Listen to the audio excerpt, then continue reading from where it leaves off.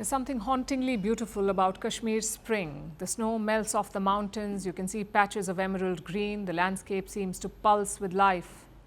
For many, the season's arrival brings a sense of hope. The long winter finally retreating, the roads once again dotted with people. Spring and summer are busy seasons for Kashmir's tourism industry.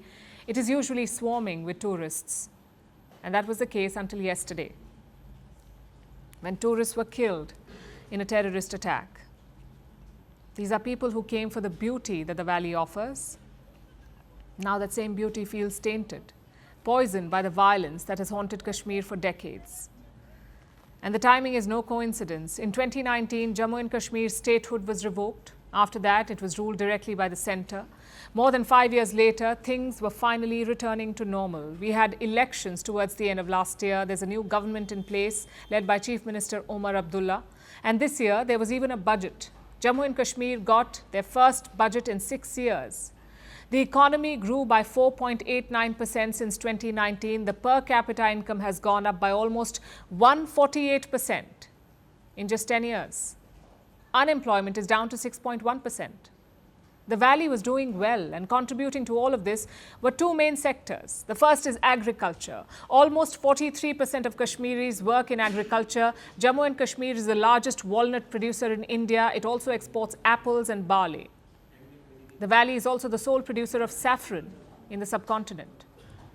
Jammu and Kashmir, in fact, has set aside 815 crore rupees for agriculture. By 2030, Kashmir aims to build a 1 trillion rupee agri-economy. The other sector is tourism. Tourism contributes to over 8% of their GDP. It's a major source of income. Nearly 50 to 60% of the population is directly or indirectly involved in it. So it is a very important sector. Some call it the backbone of Kashmir's economy. In 2018, 1.6 crore tourists visited Jammu and Kashmir. Then there was the abrogation, followed by pandemic years. Tourism fell to an all-time low. It picked up in 2022 when just over 1 crore tourists visited the valley. In 2023, it was 2.11 crore people, and in 2024, it was an all-time high of 2.35 crore. In the last 3 years, tourism has risen by 15% every year. Foreign tourism is also booming, or was booming. Almost 300% up in the last 4 years.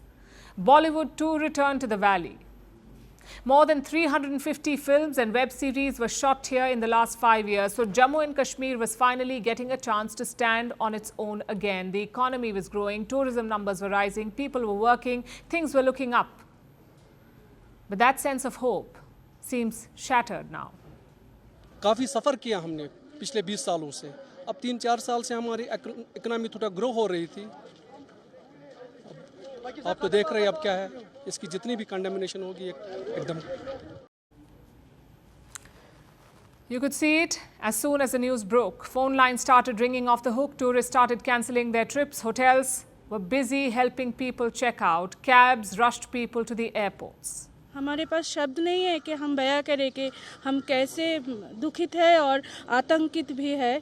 तो हमारे और 2 दिन थे कश्मीर में रहने के लिए, तो हम लोग अपना सब टूर कैंसिल करके अब अभी जा रहे हैं जम्मू. नहीं, अब क्या घूमना, माहौल ऐसा है तो पहले सेफ्टी देखना है ना. घूमने का तो तब होगा जब रिलैक्स माइंड होगा. अभी तो सबको यहाँ पे टेंशन है, तो कहाँ पे घूमेंगे. Travel operators are bracing for a sharp downturn. They say this year's tourist season would be a washout. And there's another event that looms on the horizon, the Amarnath Yatra. That's the annual pilgrimage to the Amarnath cave. It attracts lakhs of devotees every year. For Kashmir, the Yatra is more than a religious event. It is a vital source of income. Hotels, lodges and local businesses depend on the influx of pilgrims every summer. So there's concern over the safety of that too. But let's look at the bigger picture here. It is easy to talk about growth rates, income averages and job statistics. But those figures do not capture what is really at stake here. It is about survival. This is a region that has been trapped in cycles of violence and uncertainty for decades. One moment, the valley seems to be standing tall, its economy flourishing, its people hopeful. The next, everything comes crashing down. And that's what's so painful about it.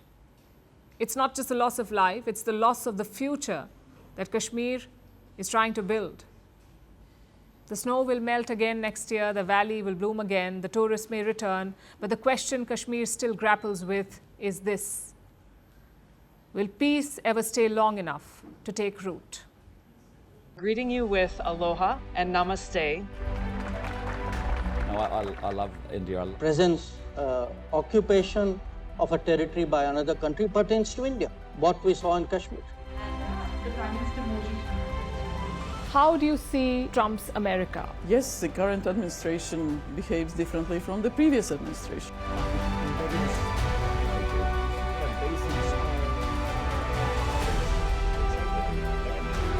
Are you saying that there are foreign powers who are trying to bring down the current government in Syria? Exactly. Iran, maybe Russia too. Prime Minister Modi committed to South-South, cooperation. Not over 50%. Is Ukraine prepared to pay the price for that peace? No compromises at the cost of territorial integrity and sovereignty.